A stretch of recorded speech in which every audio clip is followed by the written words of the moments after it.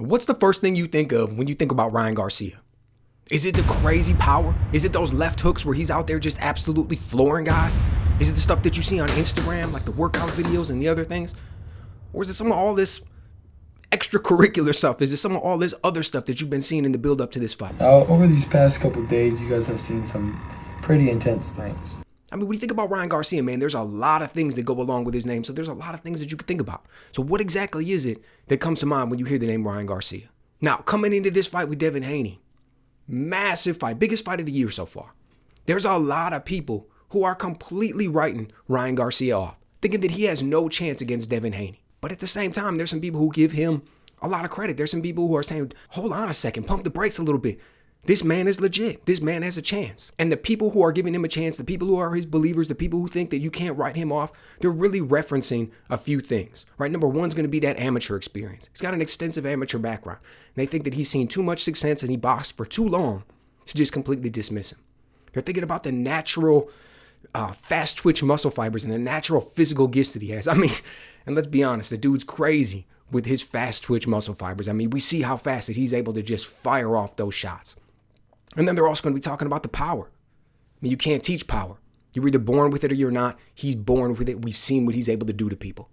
And last and certainly not least, it's the progression and the growth that he's been able to see under Derrick James. I mean, Derrick James has trained multiple world champions. He's been working with Ryan Garcia. We've seen people come out there into the camp like Sean Zattel and other people. He's working on these catch and shoots. He is figuring things out. Is that going to make the difference that he needs to step up to this next level? When I sit back and I take a look at all this stuff and I start to break down these different arguments, the amateur experience, right? Let's start with that.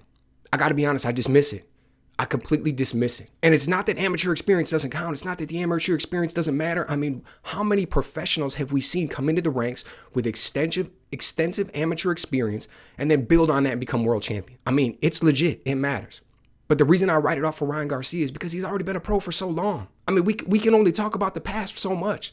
When I talk about what Ryan Garcia may bring to the ring in the future, when I want to break down film on him, I'm not going back and watching the amateur bouts. I mean, first of all, amateur is different than pro anyways, but he's been fighting as a professional for so long. That's the film we break down. That's what counts. That's what we look at to analyze. How do we think he's going to perform in his next? The physical talents. No doubt about it. The man has got incredible physical gifts. We see the hand speed. We see the power. We see the length that he has. 100%. That is something absolutely every single opponent who steps in the ring against Ryan Garcia needs to be aware of. You need to be aware of that power. You need to be aware of that hand speed. You need to be aware of just how fast he can fire off those counter shots. If you're not on your P's and Q's, he will catch you with a big one. And that is always legit. Look at all the people that he's caught with those shots. Anybody who wants to come in there and sleep on that, anybody who wants to come in there and underestimate that, man, there's always a chance that you'll get caught with a big shot. And in boxing, all it takes is one shot. You can just be beating this dude from pillar to post for 11 rounds. But in that 10th round or that 12th round, he catches you with a big shot, and it's like hitting 1,000 home runs in the same inning. That's it, over with. The power. The power kind of goes along with it, right? We know about that power. That power doesn't go anywhere. He carries that power late. We see what he's able to do with it. Again, kind of goes along with those physical gifts. Absolutely, you have to watch for. Absolutely, that's something you have to prepare for. Absolutely, you have to keep that in mind from the opening bell until the closing. And finally, we look at the progression under Derrick James. You know, I don't doubt that he's learning things under Derrick James.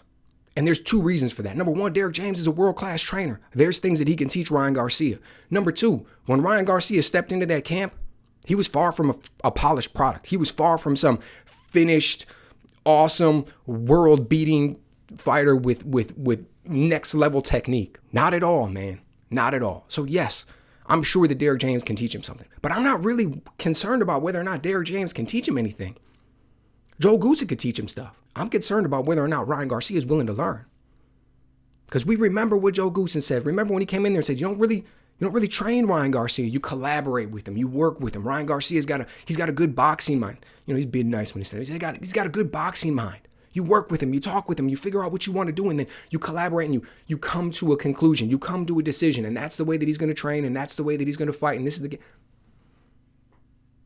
I worry about whether or not he's going to be able to learn what Derrick James wants to teach him.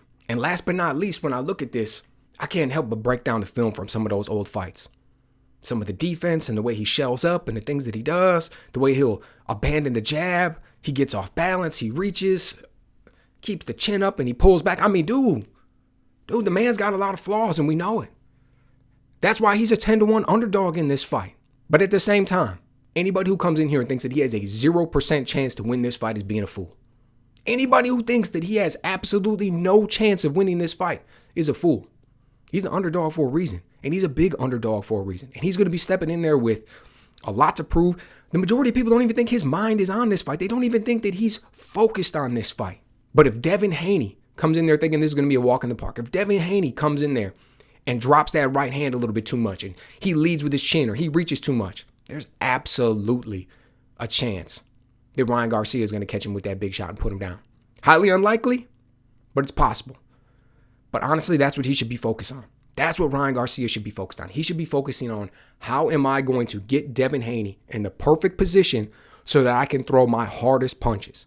He shouldn't be in there on the outside trying to box him. He shouldn't be trying to outthink him. He shouldn't be trying to figure things out over the course of 12 rounds. He should be going in there and throwing hard shots from the beginning. He should be trying to leave as little tell for him as possible. And he should be trying to figure out a way to get Devin Haney in that spot where he can land that big shot. A lot easier said than done. I'm sure a lot of people have come into a fight with Devin Haney with that. I mean, the man is a true technician.